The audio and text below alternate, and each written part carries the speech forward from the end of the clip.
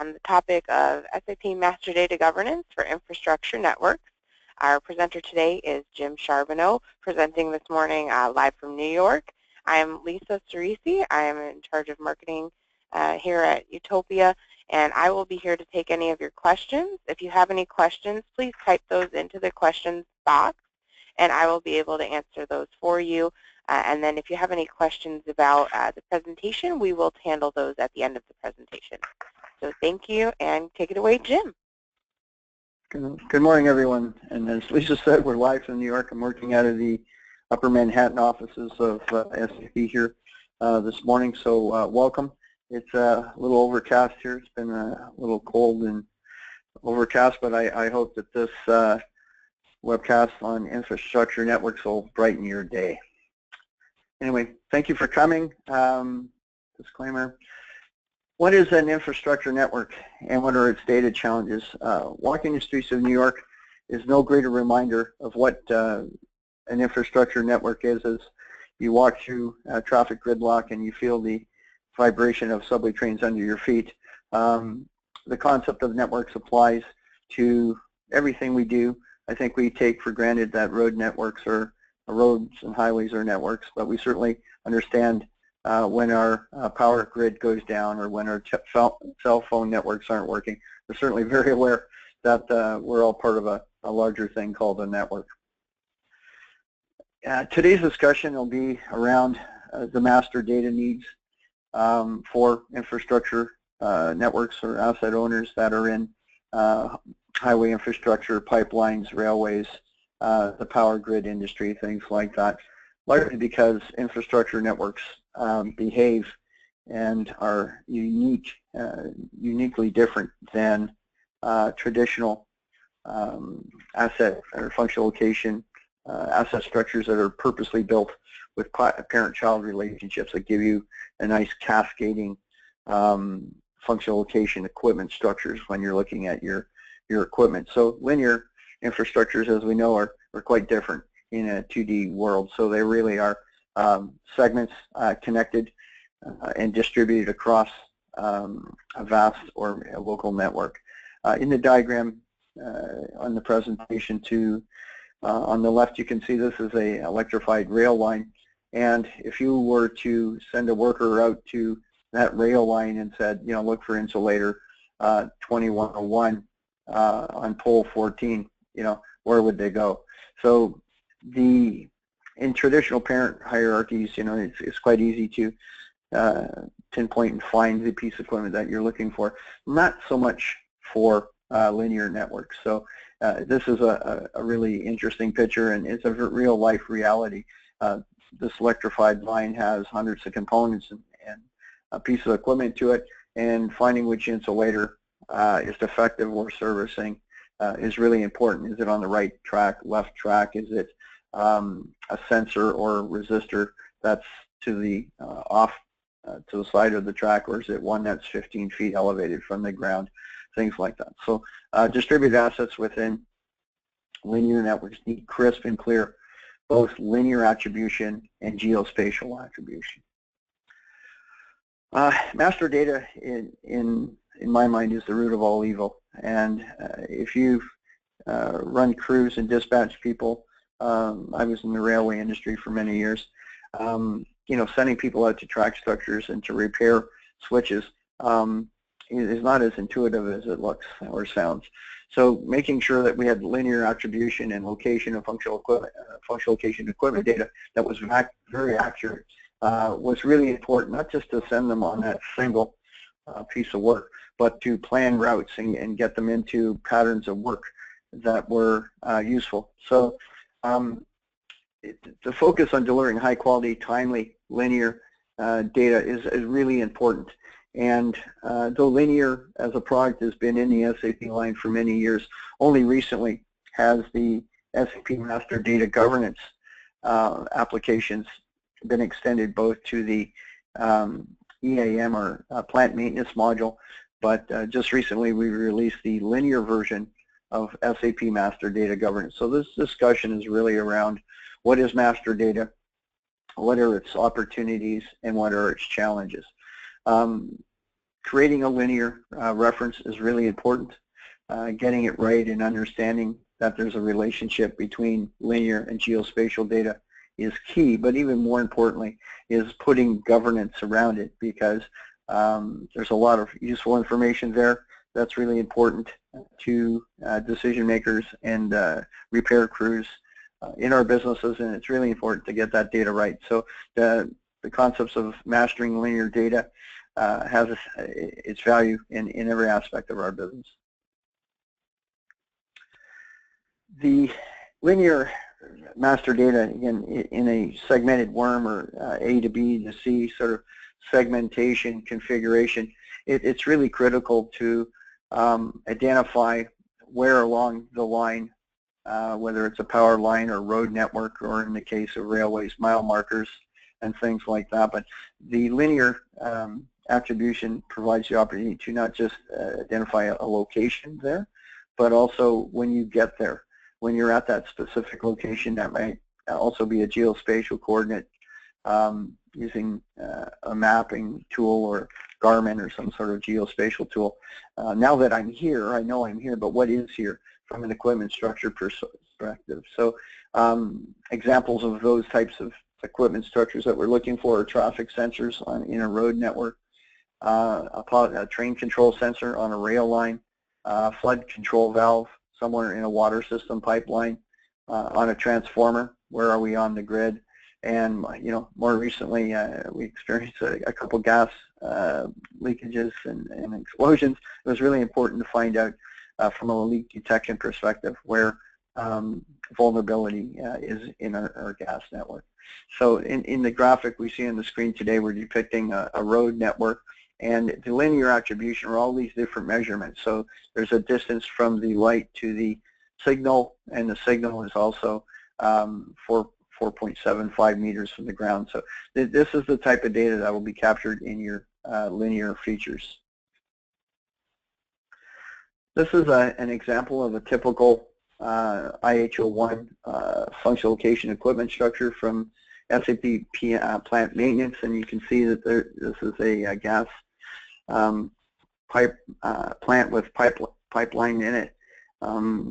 It's a very typical parent-child relationship hierarchically, but within the data structure there's linear attributes, which is signified by this small ruler icon. There's geospatial attributes, which are these digital decimal numbers across the top, and you can see that there's a 500,000 kilometer reach for this pretty big pipeline.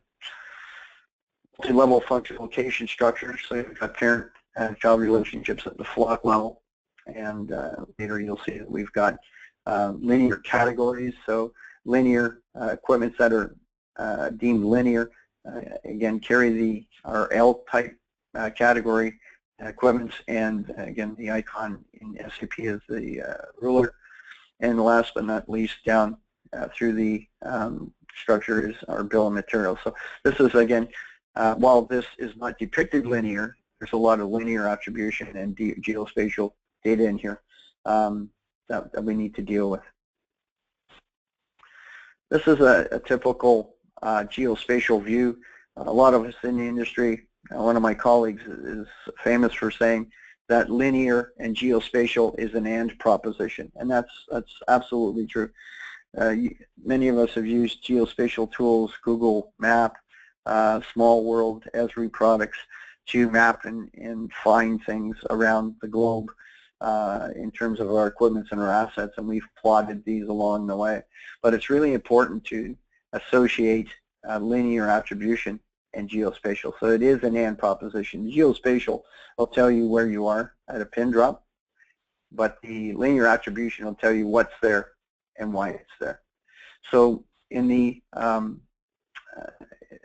MDG change requests, we provide the ability to master the data, so take all the available data fields from SAP Plant Maintenance, apply masks and rules and features to that mandatory field. And also, if we call a piece of equipment an L-type category, it invokes the linear features and allows you to manually input the linear feature data, which you see at the top is the linear data, so patterns, start and end points. But also at the bottom you can see that the geospatial attribution is also available. So the MDG for EAM linear not only allows you to master the equipment data for the equipment overall, but also the ability to acquire or hand input the geospatial. If you have an integration, GOE.E, or other, to other geospatial tools, you can automate this. So when you apply a piece of equipment, you could import the geospatial coordinates right in your master data change request, either automatically, and then send it through a workflow process for validation. And again, the linear attribution tells you what's there. This is a screen shot of a change request. I've collapsed most of the headers in the demonstration. I'll open up the entire change request and show you them. But I wanted to show you that the difference between, if those of you that have experienced SAP Master Data Governance for other objects like finance or vendor or customer or materials, the change requests in the MDG product are all the same. They look pretty much the same. These ones are architected in WebDin Pro, NetWeaver Business Client. So the look and feel is there. The value lists all the different attributes and things you need for a piece of equipment in a functional location in this case are there. But using the adding the location category of L opens up the linear data features here that you can see. And at the bottom of the screen you can also see that the linear and the class and characteristics are available. So you can apply both functional location equipment level classes and also linear characteristics, which is really important to capturing things like speed, capacity, direction, if you're building road or rail networks, things like that. So at the top of the linear data field, you see the patterns. Patterns are used to categorize or describe different types of linear attribution in respect to whether it's a pipeline or whether it's measured in meters or kilometers. The segmentation is where you're putting start and end points and calculating the distance. The length of the segment can be automatically calculated. The unit of measure is critical, so if you're measuring in meters or kilometers or miles or yards or whatever unit of measure that your system is standardized on, the segmentation is critical. The deviation, when we looked at the diagram earlier, we showed a signal and a stop light.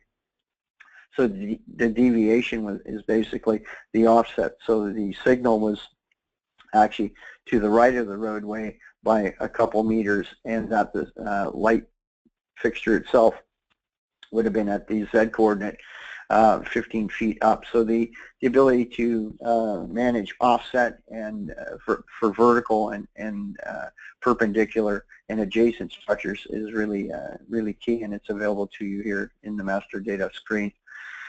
The geospatial alignment, again, it's really important to align your geospatial data with your linear attribution. The AND proposition is here.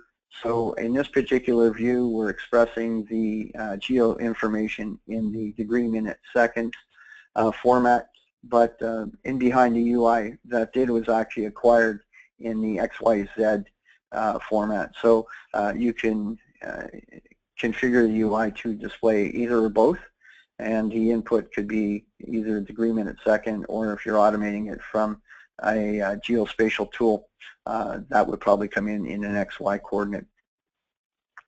And then last, but certainly not least, the class and characteristics. So the other great value of creating linear attribution is that now you can, within these segments, you can break down and add characteristic values to these segments. So if it's a voltage or amperage drop in electrical grid, it could be speed zones in a road network.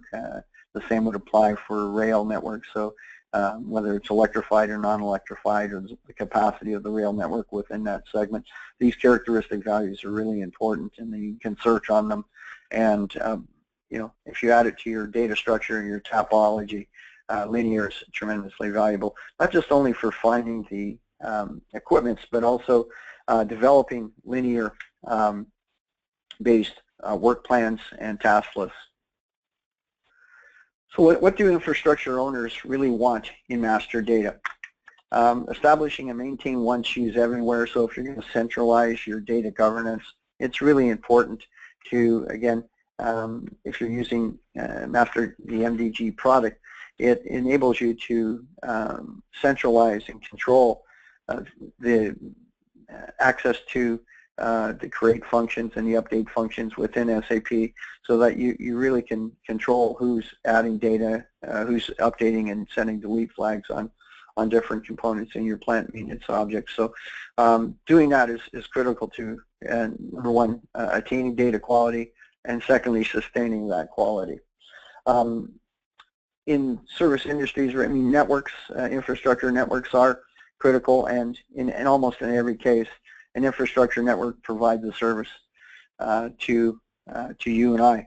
So if it's the road networks getting us to work, if it's the subway trains getting us to work, the power grid is obvious, the water distribution networks, these networks are vital to life. And making sure that the data in the system is correct and updated in a timely manner is the difference between responding to a power outage in seconds and minutes as opposed to hours. And certainly we know what it's like to have a cell network down. So in terms of customer service, it's really critical to get your master data right the first time. And then as you discover the potentials for SAP MDG for linear, gives you the opportunity to reset your data strategy. So we're on a couple projects now with linear where the strategy is to let's not make that mistake again. Let's rename, let's refresh our data strategy around that so that our business analytics are better, that our decision making can be automated, so that our planning and scheduling can be more reliable and predictable.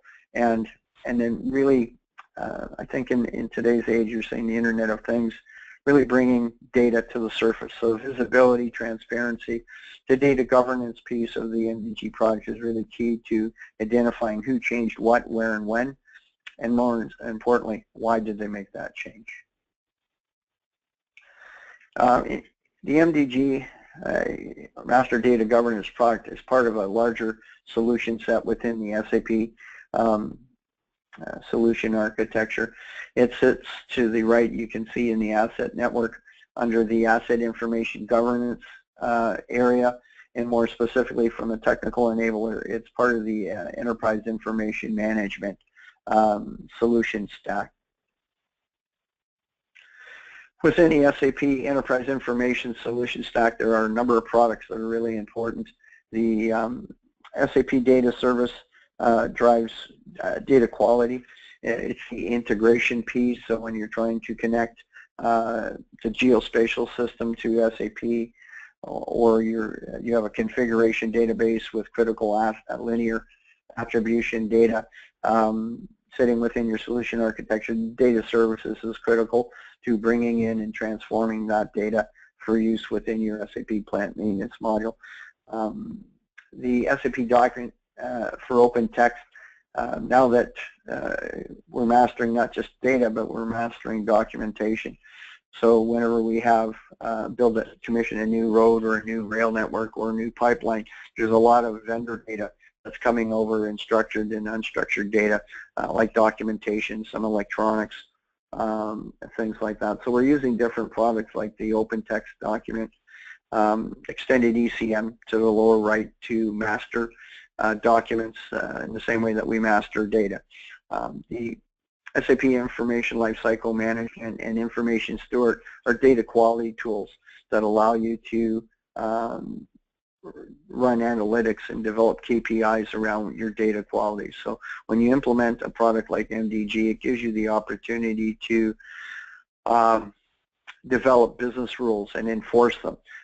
establish really strict data topology requirements in terms of required data and the formatting and data and the standardization of descriptions and things like that.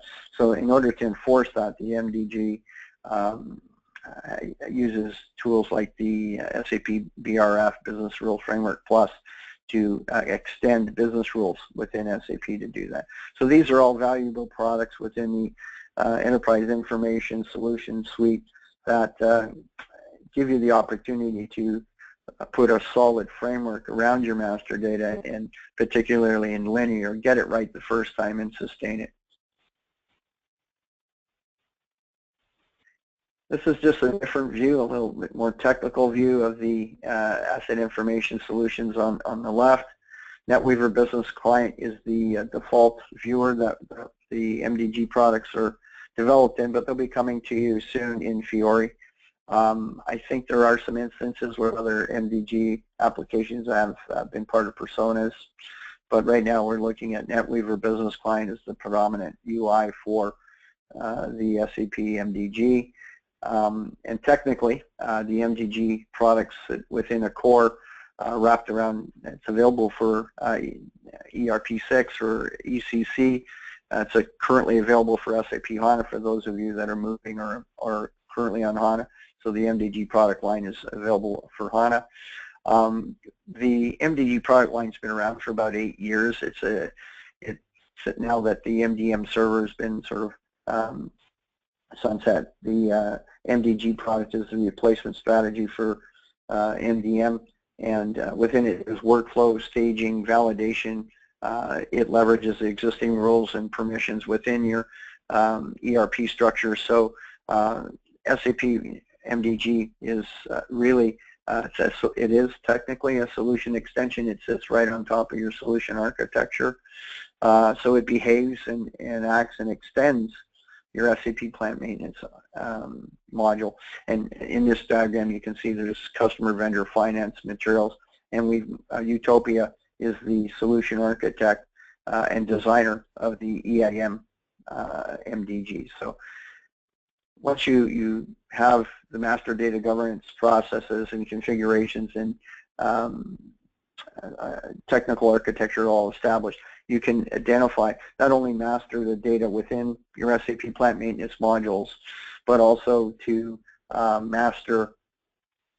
send that master data back to other systems. So if you had in large organizations or in a merger and acquisition where one of the new plants is running a different EAM system or different tool sets, you could centralize and master the functional location equipments and maintenance plans within your MDG, and then export those out so you've got a standard methodology going to the other expert systems. And the same could be true for your geospatial. You could have, once you have all the geospatial data into your flock and equipment structures, you could really lock down your geospatial tool, and any changes on the in the geospatial attribution would trigger a change request within MDG and allow you to capture that change proactively and in an automated way. And then last and certainly not least, the ability to export out to,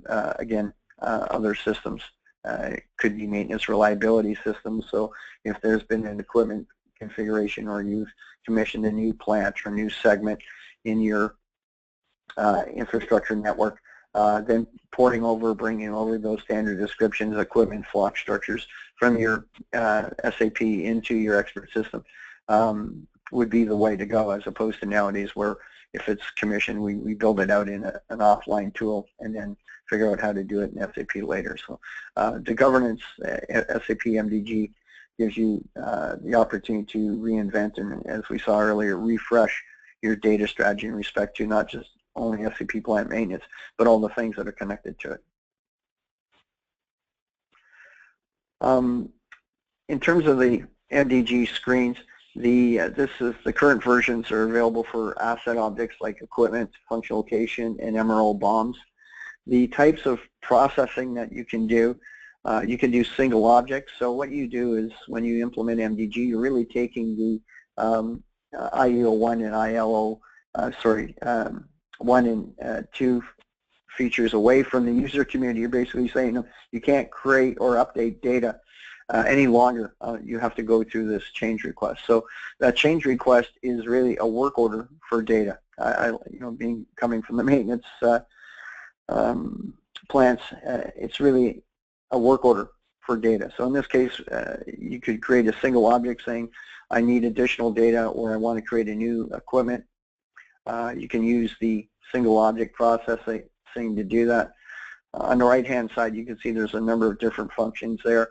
The mixed multiple objects, so if you're commissioning a rail segment or a new road network, or possibly a new subdivision within a power grid, you could create a multiple object change request. So you could put in 2 or 3 levels of functional locations, tie 2 or 3 levels of equipments and bombs to it, and use a single change request to populate the parent-child relationships all the way down in that for that segment, all in one change request, which has tremendous advantage in terms of control to do that. And what we call a compound change request, or the mixed object, multiple object change request, allows you to, it understands the firing order, so it understands that to create T level 2 functional location, that the parent superior location has to be in place first. So the firing order of the sub-change requests,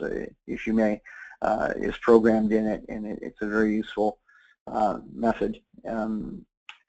The multiple object is where you want to create multiples of the same object. So you may create 10 or 12 new functional locations, 5 or 6 new equipments, things like that. So you can create a multiple object change request, and using a spreadsheet or an integration to populate that change request. So you could, there's a tool called the SAP Visual Enterprise, which allows you to scrape drawings or CAD drawings and P&ID or instrumentation documentation, actually take the metadata out of the drawing and convert that drawing into a functional location equipment structure using a multiple object change request. So there's a lot of opportunity here to leverage MDG to not only speed the acquisition of engineered data from other tools and drawings, but also do it in a controlled manner so that your data quality is assured and very high.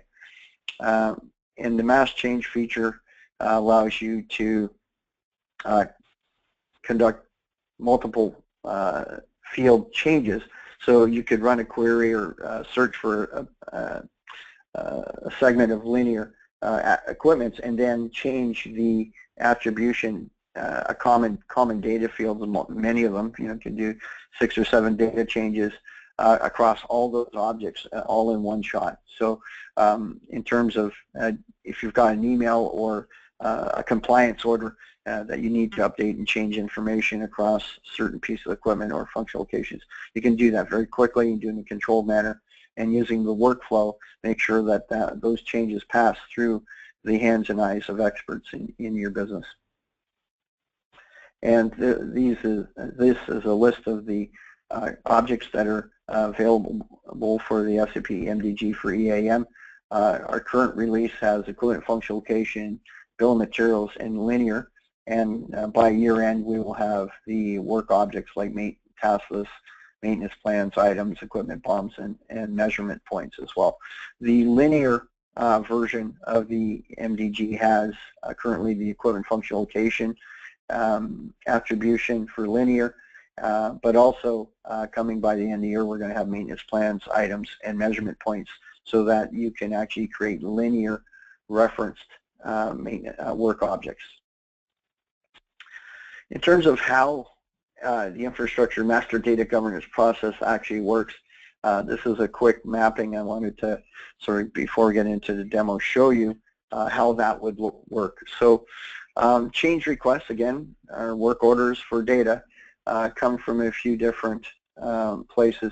You could set up a remote call or web service to detect changes in a geospatial or maintenance reliability system where there's been a request or a need to change equipment or functional location or maintenance plans, things like that. which would trigger an automatic change request. Or you might have a field worker who's out, been dispatched to a repair, and they notice when they get there, when they get to the pin drop at the geospatial location, that the equipment and flock structure isn't quite what the reality is, that it's different. So they may want to, you may want to build a mobile application, as one of our customers have, with an MOC, management of change button, on the work order screen, and when they push that, they're able to describe in that field what's different, and that would be triggered. That would trigger a change request in the MDG product. The submitted change request would then go to a data specialist as a role, someone in the organization or a group of people that are oversee the management of your SAP plant maintenance master data. It could be a planner, it could be an IT person, it could be multiple people within a group. And the change request would run using the BRF business rules and workflows, allow you to say, if it's a transformer, it has to go through the engineering group, the safety group, the public accountability group, and then the accounting people to add the ERP attribution, and they'll all add their expertise or in the change request be able to add the data that's relevant or within their delegation of authority to change or add, and at the end of it, the change request would go back into the queue. At any point through the management governance, master data governance process, there's the opportunity to reject. So if anywhere through the flow some of the information isn't quite correct, and the only way to get it correct is to send it back to either someone in the food chain, back in the back to the reliability engineer possibly, or all the way back to the requester, sending it to the field tech and saying, listen, could you really be more clear? I need more information. There's a serial number is lacking a couple digits. It should end in a E, these types of things. So you can send the change request back.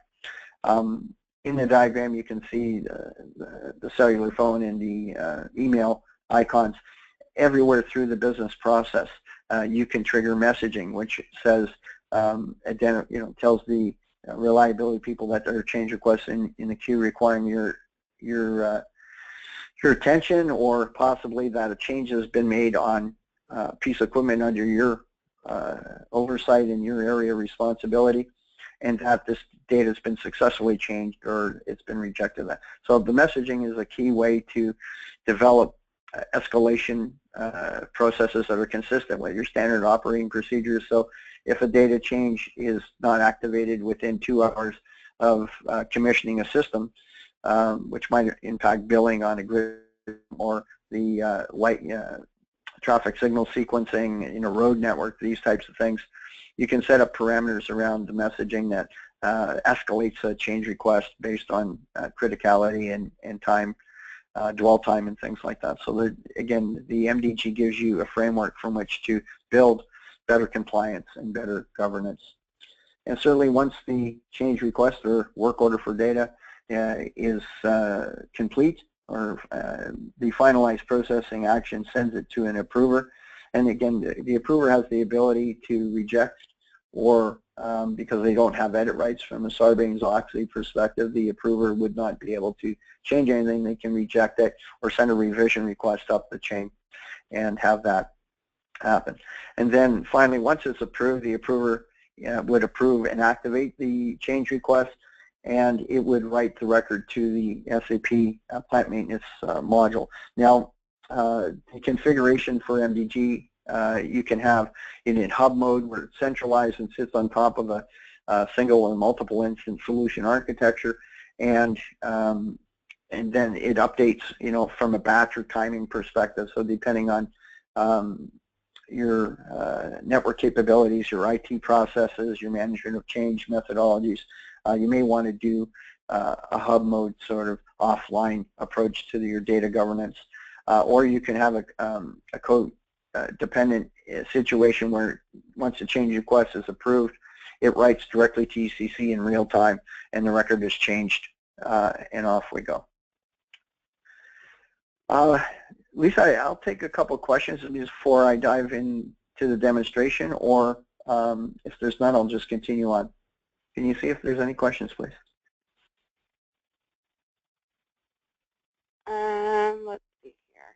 I have one question here for you. Is linear just for plant maintenance?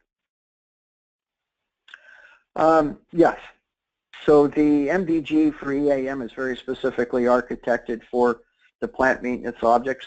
The linear features would only be available to you if you've installed or activated the SAP linear features. So if not, standard MDG would apply to your to that. Again, many people get confused when they see Utopia present this product. It is an SAP product. We built it for SAP, and we continue along a roadmap. So we're going to continuously improve it. We develop patches and upgrade strategies for it. But for all intents and purposes, our SAP customers buy these products directly from SAP. They're priced by SAP, supported by SAP. So Utopia is merely the OEM and thought leader for these products. Okay, I'll jump into the demo here.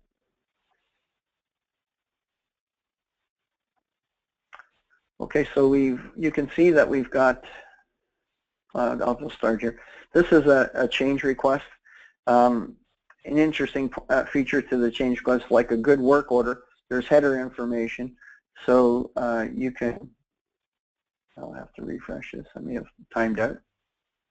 Okay, we'll start over. The again, as a work order for data, the change request are maintained through this change request table. This is a list of change requests that are either I've logged in as myself. I have read, write, and approval status for certain types of change requests. So this is a list. This is a queue. You can set priorities and due dates and things like that in the change request, so that the highest priority change requests are dealt with first. So you can personalize and filter this table so that either certain areas or certain priorities, things like that, highly configurable. Get to the object. So in the equipment object, as we saw earlier, the ability to search or create a single object. The search feature is one of the most important features, of the features that we find users are more aligned to, because using the NetWeaver Business Client UI, it's very clear, crisp, and for those of you that are using HANA, the ability to create cross-object searches is a really powerful value driver. And you can see on the right the multiple objects. So one of the greatest challenges, as everyone knows in SAP, is finding my piece of equipment. So in this case, I'm going to look for the search screen is quite clean and clear, allows you to use multiple and a large variety of objects or data types using Boolean operands to create the variable that you're looking for. My favorite is empty. So I'm looking for data that is lacking a particular attribute, and you can search on the description using wildcards and things like that. So in this case, let's look for a switch, and it's going to return me a small list of switches that are linear already. You can see to the left in the left column that there's already a change request. So this helps control the essence of collision. So if you've got multiple people trying to change one record, when they go to open the record within MDG, they'll see that there's already a change request active here. So let's act upon that change request. We'll open it up.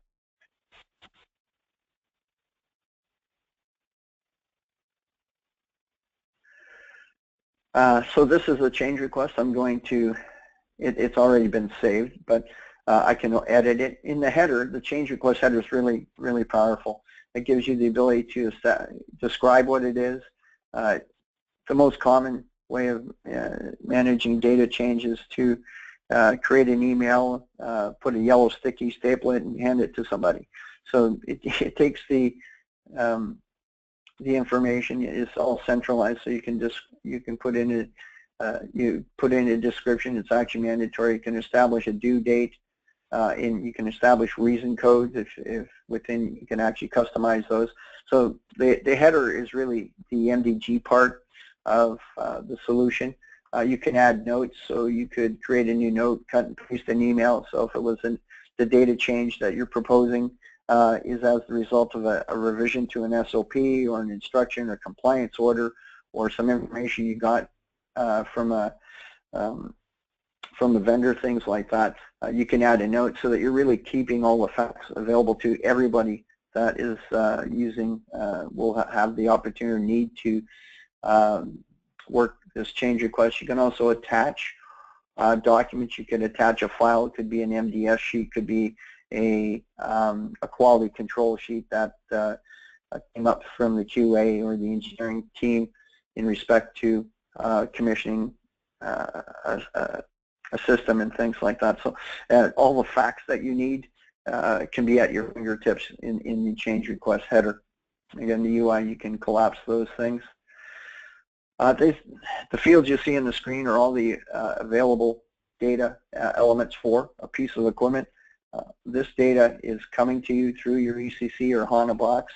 So all the variables, all the value lists, all the things that are needed for the change request actually come up through. There's no real data sitting in MDG. It really is going back to source and going back to the ECC or HANA box and looking for that. We can go up. You can add functional locations and all the different things. And because the equipment is a L category, then now we can actually add the linear attribution. Again, from a configuration perspective, we've pre-configured that these are, the linear reference is 4 meters, that the starting point is 125, the end point is -250, so if it's on a segment that's you're crossing over a boundary, that type of thing.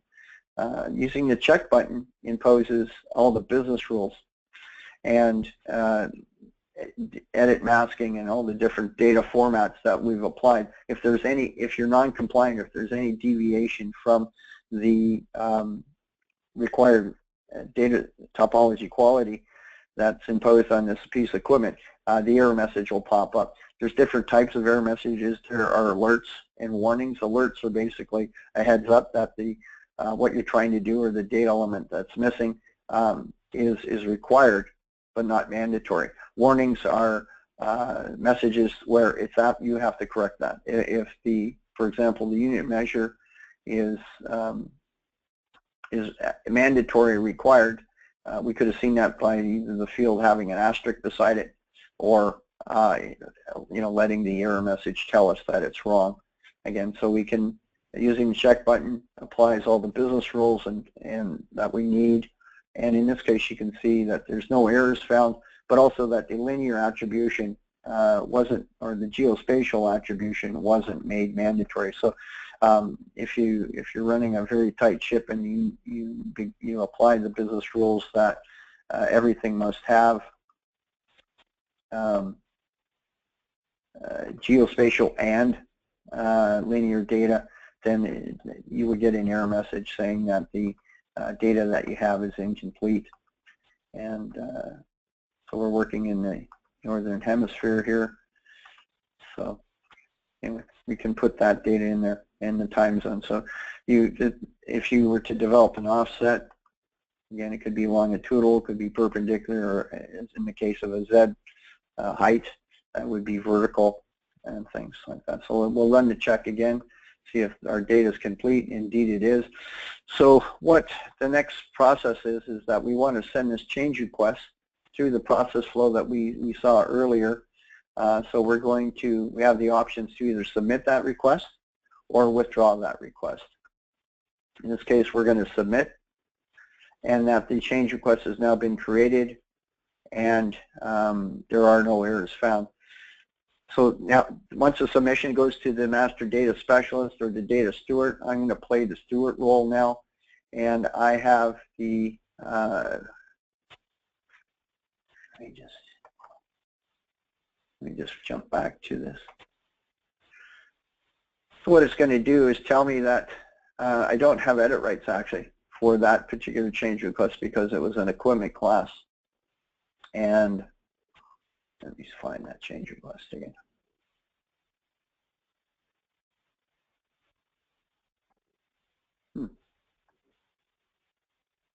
My data's a bit of a snag. I don't have my change request. But anyway, let's say it was this change request here. We could open that up. And the next process would be to review and finalize the processing. So I've taken this change request. Again, I can send it back to revision, or I can finalize the processing. In this case, I'll decide to finalize that. The change request has been finalized. I can refresh my screen, and it would now I'm going to play the approver role. Again, the approver could either reject it or approve it. In this case, I'm going to approve it. And if in the review stage, if I wanted to edit, I could have gone in and opened up the edit tab and opened up the screens that I wanted. So I've approved that change request, and depending on the, I'll refresh my screen, you'll see that that change request will have gone away. There we go. So in terms of governance, we saw the ability to create a change request, pass it through a workflow, apply business rules around filtering and masking, and pass that change request off into the ECC instance. I'd be happy to take requests for other demonstrations where I could show you the mass object or mass change updates, how to use the upload features, and things like that in the future. So in conclusion, I wanted to also introduce the fact that as an SAP partner, Utopia provides value engineering lifecycle services. So we can help customers develop business cases and strategies around why they need master data governance. So I'm one of the members of our team that are SAP Value Engineering certified. So we can conduct value engineering, go in and discover, do benchmarks, and work with our customers to establish both at a master data and also at a linear master data perspective where we are as an industry, or where you are relative to your peers in the industry, and develop scorecards and a gap analysis around where we should be going to address our master data needs. The value engineering exercise helps you establish priorities. So is linear data really a weakness for us? Well, the answer might be yes. If you're finding that your maintenance plans are too generalized, if you're trying to tighten up your maintenance strategies and you'd like to be able to use your linear attribution to generate maintenance plans, activities, and measurement points at linear segments, and that might be something that would be a higher priority than day-to-day management of change of data. Where are the processes for value? So how do we actually realize value? It's making the business case of master data governance is difficult sometimes because it's not visible. We take for granted that the master data is there. It's been that way for a long time. But when you push towards visualization, push towards big data and data analytics, you begin to really understand what your data quality is like and why the data is not dependable, it's missing, we don't have enough people to deal with this, and things like that. So the realization stage is really about how can we really convert the opportunities that we have at hand and identified, and then how do we actually optimize that? How do we take that value engineering exercise and say, here's our master data quality strategy, and governance is a big piece of that. How do we begin to apply governance across our entire organization?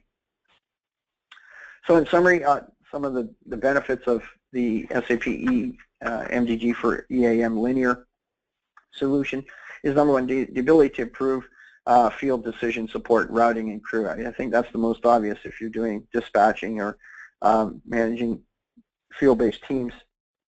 The ability to segment these routes and create, not just using your geospatial to route it, but actually creating linear task lists and measurement points and job plans and things that really get people into good habits and from a delegation authority, give you the ability to get your people out there to the right place at the right time.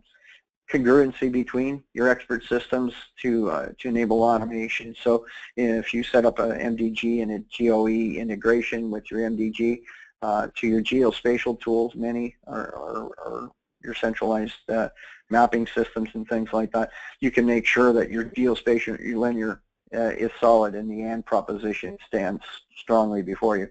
High quality asset information, obviously we know that can reduce costly errors, omissions, gaps, and duplications. One of the features you can do within MDG for linear is set up a business rule that actually looks for gaps and overlaps. So if a road network's running east-west and there's 3 or 4 lanes and there's segmentation within the road network or rail network, having an overlap might not make sense because it's, again, it prohibits you from calculating salt loads, or in the case of rail networks, train control, things like that. So the MDG can set up a warning and say you've got a gap in this segment. So this segment is part of the larger segment, and the A to B doesn't butt up against your C and D. You need to take a look at that. There might be duplication. You'll find when you cleanse your data, there might be someone creating an extra piece of equipment that was on the other side of the track for the purpose of having it on the other side of the track, which, but the linear attribution would be about the same. So it can allow you to manage dupes and duplication. Alignment of your maintenance strategies, again, if you can create linear-based task lists and assign linear measurement points, allows you to do better predictive analytics in the case of maintenance, or if you're doing cost roll-up or optimization of any kind, you're going to be able to apply your measurements at the right points within your segment, which is, I think, is key. And once you get into it, I think in terms of maturity, you'll find how much more you can do when you've got your linear network properly attributed. Increased trust is huge for an operations guy like me. Having blind trust in master data and trusting the information that's coming across my screens when you're hundreds of miles away from the operating centers is really critical. So blind trust and developing absolute trust in your master data is really important. And if you put a master data governance process around that, you'll be set. Rules-based framework, again, once you cleanse and create a high-quality data environment for your operations, including your linear attribution, putting in a master data governance process and tool set like MDG around that will help you stay in compliance. It'll allow you to develop higher standards and make sure that in terms of regulatory reporting, that the data you're getting out of the system is correct and that it's highly trusted. So a lot of the regulatory compliance instruments today in federally or regionally regulated industries requires people to report compliance electronically, and that doing this will allow you to build bridges between your expert systems, your SAP, and whatever compliance tools that you need. And certainly, last but not least, with all the tools and Internet of Things and big data analytics, there's the need for high visibility master data and absolute quality is absolutely critical to driving business value. So these are the things that I see important, or a lot of us share as to the benefits of an MDG for EAM. And certainly for those of us in the infrastructure business, we can begin now to model and map out and sustain our linear data. Well, that's the end of the presentation. I welcome questions. Lisa, if you could open up the floor. Sure, we have several questions. The first question here is, what is your opinion on using the dynamic segmentation, SAP EH7, and the benefits you see using that? Well, the dynamic segmentation is an awesome feature if you put governance around it. To just allow it to run freely would be a mistake. So putting governance around anything dynamic is important. Things can be as dynamic as you want, as long as if you lay out business rules and the checks and balances you need, then it'll serve you well. But if you just, once that data is acquired, it needs to be maintained and sustained. So this is where the MDG tool would be absolutely I think, required in it if you're going to use dynamic data creation that way. Okay, great question. Another question is, we will be moving to S/4HANA soon. Should we plan for HANA hardware for MDG or conventional hardware? Hardware is not a factor. Whatever the SAP MDG for EAM HANA versions sit on top of the HANA box, and whatever HANA configuration. There's no special hardware requirements for MDG. You can build it in a separate box. You can run it on a conventional box, or you could sit it right on top of the current HANA box that you're proposing to build or have built. Okay. Another question is GOE an absolute prerequisite for integrating linear asset management with geospatial? No, it's not. If it's in place and it's been used, it's great to have it there. It's really just I wouldn't say just, but it's a referencing point. And you know, when you apply the linear features, the GOE makes sense of the geospatial data for you. But no, it's not. You could run it directly into MDG, and depending on whether you're using degree minute seconds or long lats or whatever formats or linear patterns that are coming from your expert systems, they could be run directly into MDG using data services or remote functional calls, depending on the architecture. All right, great question. Another question is, could you please show us changing linear characteristics? I could. I'd be happy to set up another demo. But yeah, what we do is we actually master the characteristic values. So we don't, MDG would inherit the class and characteristic structures. If you've implemented MDG for linear, the MDG tool might give you the confidence to be able to apply your values better and get more robust use out of your characteristic values. So I would say, yeah, absolutely. I'd be happy to do a deeper dive demo showing class and characteristics. Okay, so ask her of that question, if you could just contact me with your information, and we could definitely set up a separate time for Jim to give you a demo on that. Let's see, next question is, I see you're using NWB Suite. The tool governance is all ready, but MDG covers all SAP master data, like dynamic segmentation too? I think that's two questions. But so NetWeaver Business Client would allow you to bring in the fields that are, if it's a dynamic, I mean, I'd like to explore what that exactly is and what you mean by that. But the UI can be configured to bring in the data that's being pushed into MDG, and as long as those fields and that attribution has a place to reside within the SAP ECC or HANA. Understand that MDG is strictly a viewer. Whatever data is in the ECC will be available to you in the MDG. If there's some deviation there or a need to create new data, that's another challenge. So you're going to have to, like from a dynamic data perspective, yeah, there's a way to do it. The change request would be on hold pending someone's ability to create those in the database. So we write to the database, we don't create the database. Okay. Next question is, how does MDG manage class characteristics of an equipment vis-a-vis class characteristics of a material when both are essentially the same? Well, there's a few ways to answer that. So the class and characteristics, if they're associated at the equipment level, allows you to populate those values. You could be using inheritance to drive values up. Or if you're transforming data from material classes into the equipment class, you could set that up as well as using an RF call, or actually you'd have to set up some sort of translation table so that the equipment attribution inherits the material attribution. So it's not straightforward. It would be a matter of configuration to do that. But if you can establish what those translations or transformations are and what the business rules around approving those, the good news is, yeah, you can do it. And the better news is that you'd be able to govern that and make sure it's flawless. Okay, great.